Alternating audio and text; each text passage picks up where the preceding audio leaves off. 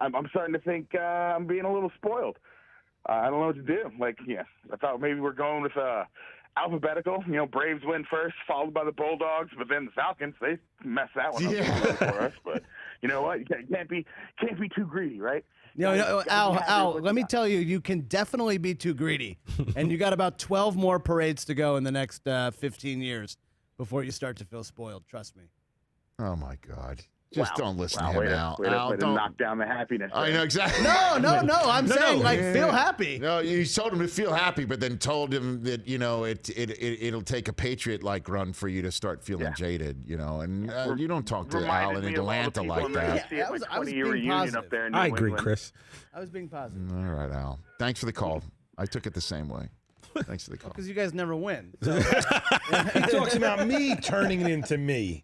Basically, Chris was that like was a Brockman turning it into a Brockman. No, basically, Brockman was like, it'll take a look. The Patriots. No, I'm saying, he was talking about he started to feel spoiled because 2 of his teams won, and I'm like, don't feel spoiled. Yeah. Feel happy. Feel happy. I've been through the ultimate winning. You only won once in 4 years. I just served him through a relationship because I had a baby with somebody. Not. That's why I'm not rooting for Georgia. I was saying when your region wins 14 times in 20 years, then you can start to feel a little spoiled. These are happy times still. Your region. Now what are you guys talking about? Now do you see it? I think you. Now do you see it? I think you take things a little weird, man. You do. You do. I absolutely agree. How do I take that weird? You're telling me I'm trolling you for posting something. You're what he was basically saying was don't feel guilty. So don't feel guilty about being happy. Yeah. He just told somebody who's never. Al does not sound older than me, right? No, Al sounds like your age. Our age, yeah. Right. When was the last time Georgia won the national championship in football? 1980. Okay. Do you think he was alive in 1980? No. Okay. No. So you just basically if he's our age, he absolutely was alive in 1980. Ooh. Uh-oh. Your mic is off, Rich.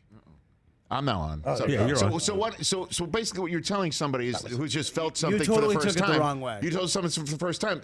Look, I've had the ultimate in winning. So let me tell you about feeling spoiled. Exactly. I don't think that's how he meant it. This is from a guy whose teams hasn't won in a very long time. Yeah, so he forgot what it's like. And I'm saying, no, Rich, this is so exciting. Rich. Feel excited and feel happy, and don't feel spoiled.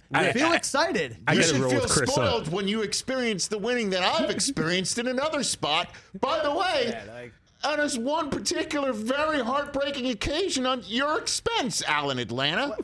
What's it like being inside your dome and feeling Rich. Everybody is grieving it? I don't think I'm the outlier here. You definitely are. You definitely are. You were the outlier on the troll thing, according to the YouTube comments. I'm with Rich here. The region. You don't have a team. You're not allowed to talk. Yeah, Mike, you're that. I'm in a region. He's in a region. And we had the Devils, the Rangers, the Giants, Knicks. the Yankees. Nets. We did pretty good in a certain amount of, if you want to go 14 the Yankees years. carried those. Doesn't matter. years, Devils won Devils won 3. Okay. Yeah, when the Yankees and Devils Giants won a couple. Yeah, so exactly. You know what it's like. We know what it's like. Don't feel spoiled. Yeah, but I could have said that to him, but I didn't. He didn't say that. We didn't say that. I was just reveling in his moment. I was relating to Al on a level that we understand because our teams win titles. Do you see? I love you. All we got to do is keep him talking. Come on.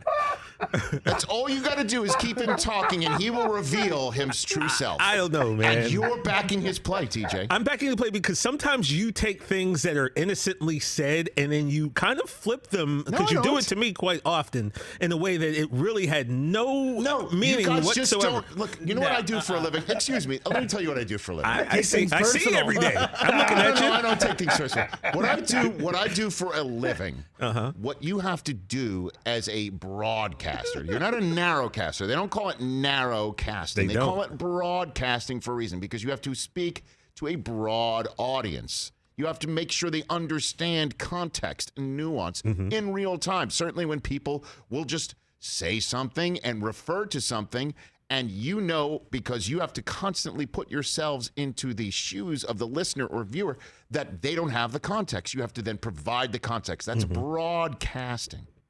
Sometimes you guys talk and don't realize what it sounds like to somebody who might be in other shoes. That's all I'm saying. He's talking to some guy who's never won before. Al in Atlanta took it the same way I did. He's like, what was that all about? I don't think he did. I don't think he did. I think he did. I don't think he did. Hey, Rich, next time your team wins, then we'll talk. See what I'm saying? Well, I mean, you kind of Then pushed him he to it. then follows up with that. Yeah, that's... And undercuts his position. No, I'm just undercutting you because you're just blowing this out of proportion. All right. So then let's all agree on, we just disagreed on Smack Talk.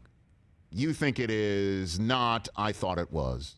What I just did just What now? you just did, yeah. Okay. Definitely not. Hey, you watched all the way to the end. Thanks for that. Watch more right here.